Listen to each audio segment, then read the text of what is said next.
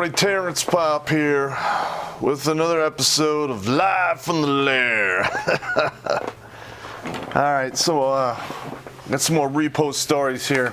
I promised you guys last video I'd go over some of the tools of the trade, so here we go. Let's see, I already talked about the dent puller, and then you had to get tempered screws so they didn't rip apart when you ripped out the ignition switches.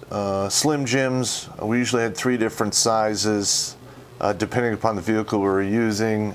By that time, a lot of the Slim Jims didn't work because they were putting in a bracket that blocked them, and that's why we used the wire from the back of the election signs and just custom-made tools on the spot. Of course, you have lock picks.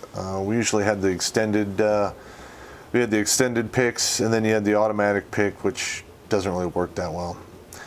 We had a maul hammer, a sledgehammer.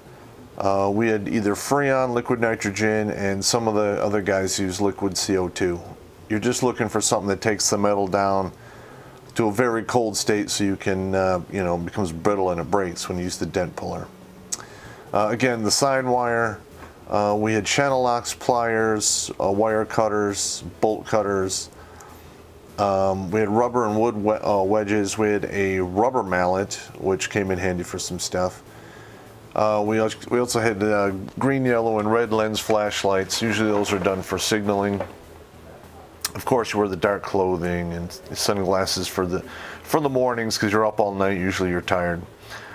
We had a tow truck on call if we needed it. Usually they preferred if we didn't use it because you had to share, a portion of the repo with the driver of the truck, and the less people you had involved, the more money there was for everyone else. We usually had a notebook with us that had all the pink sheets in it.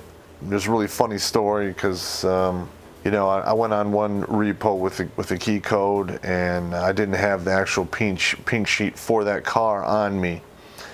So I got rolled up on by the cops, and got bounced off the hood a few times for being a dick. I mean, this is Detroit. They don't pay those guys a lot of money, and they get a little heavy-handed, which I don't really have a problem with. If you're doing fucked up shit at 2 in the morning, the cops roll up on you. I didn't have the pink sheet for the particular vehicle I was working on, though I did have the key. And they saw the other pink sheets I had with me, so they semi-believed, I was a legitimate repo man. They still cuffed and stuffed me, took me to the precinct. I think it was the 12th or 13th, I don't remember, it was many years ago. Now, this was Saturday night, about it was about midnight to 1 in the morning. Maybe it was early Sunday morning. And they put me in the drunk tank, which was a room that was fairly deep, and it had a bench on each side of the wall, and then there were eyelets in the concrete, and they literally handcuffed me through this fucking eyelet down there. So I was sitting with my hands between my legs on this bench the entire night. I mean, they wouldn't let me up to piss or nothing. I mean, dudes were vomiting and pissing, and one guy was shitting on himself. It was all kinds of fucked up. So, the next morning when there was another shift change, the guy decided to let me go because I did have the pink sheets from other vehicles, and I did have the car key, and so, they kicked me loose, and I was like, hey, can you guys give me a ride to my car? And they're like, fuck you, we're not a taxi service. What a bunch of fucking dicks.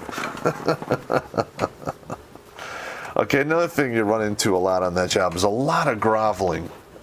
Like, please don't take my car, I gotta go to work, my mother's in the hospital, my father's had a heart attack, brain tumor, cancer. I've heard them all. I've heard them all. I've even had a couple of chicks like, I'll suck your dick. I'm like, oh, no, I don't want none of that. So, yeah, you wind up in jail, and no.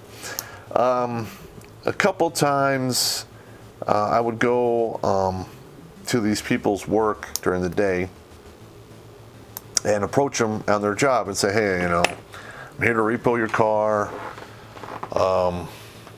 I just giving you the heads up. So when you get off work, you don't find your car missing and then report it stolen. But if you want to go out there right now and clean it out, that would be great. Because otherwise, I'm gonna have to bag it up for you, and then you have to come down to Telegraph, and I believe it was 5 or 6 mile, and get it. And a few times I had the women come out and clean out their cars, and of course there's the groveling and listen, it's not my fault. I'm just a guy, here to take the car back. I had nothing to do with you not paying your bills, so it is what it is. Here's another good one here. So when I was driving around, I used to have a 71 Nova, 4-door, 350 with a 350 turbo transmission and a 4-barrel carburetor. The thing was just a beast. Yeah, and I had a couple cars, but from that one to the other ones, I had a 76 Grand Prix, 82 Grand Prix, 76 Monte Carlo. I had a bunch of cars, but that was the one that sticks out, in my head. But I would drive around between midnight and 4 in the morning a lot in Detroit. And Detroit, it's never really been a good city ever since the riots. And especially in the 70s, 80s, and 90s, it's an absolute shithole. It's a shithole now, but it was even worse back then. So I kept a Mossberg 500 on the front seat, and I covered it with a newspaper. And I remember I'm rolling, down Gratiot. I stop at a light.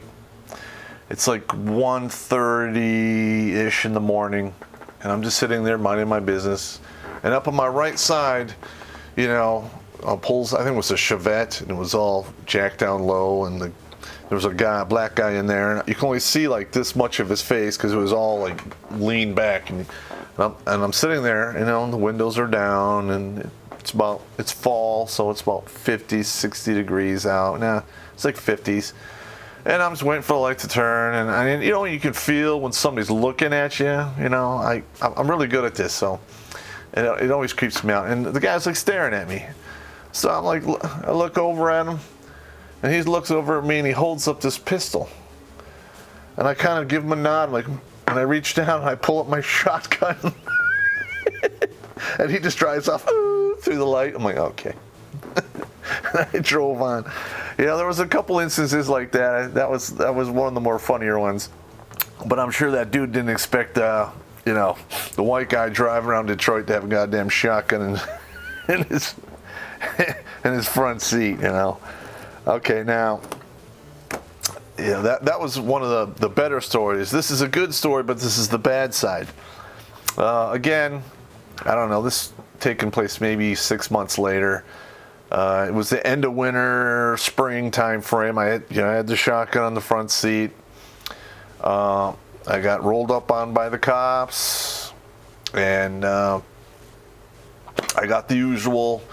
They jerked me out of the car, were slamming me on the hood. They were cuffing me and everything. And I told them, look, I'm a repo man. That's my firearm. I legally own it. It's not a pistol. It's just a shotgun, And they were still gonna fucking run me up the fucking ladder until they saw my military ID, which saved my ass. Because the whole situation went from like 100 miles an hour to like 20 miles an hour as soon as they open up my wallet and pull out the military ID. Like, and they pull it out and they're like, "You in the Army?" I'm like, "Oh yeah." What unit you in? I'm in 12th Group Special Forces at a Selfridge Air National Guard base. I don't see we have to run this guy in. You can't have the shotgun, in the front seat. So we're just gonna have to take it apart and put it in the trunk for you. I'm like, all right. So I watched them. They took out the tube and they took it apart and they put it in the trunk. And I waved as they drove away. And I went back there, put it back together, loaded it, put it back on the front seat and covered in the newspaper. and went about my goddamn business. Oh, that was good times, good times. Oh. Okay. Now, this is a short one, and I used to do this. It was just like one of my signature moves. You'll find this is fucking funny. If I came to get your car, and you were a raging asshole, or you did some fucked up shit, I would come back to your house, day or two or a week later, and I would fucking do a donut from hell on your front fucking lawn. Like, I'm talking like throwing dirt up on your front window and like digging divots in there, like 8 to 12 inches deep, as I just wreck your fucking front grass and then just drive off. Like I said, I'm not the guy you want pissed off at you, especially if you're gonna make shit personal. All right, I'm just there to do a job. There's no need to do fucked up shit or say fucked up shit to me. I don't want no trouble. But yeah, I mean, I'm trying to think up some more repo stories. I haven't told the repo stories in a long fucking time. And the funny part is like 2/3 of our time repoing cars was usually inside the city of Detroit. Okay, I don't know what it is. They buy these cars they know they can't afford, and we just got to come get them. But the other third of our time was around the suburbs of Detroit. We went all the way out to Clarkston. I remember we did a couple, took a boat from up in Flint.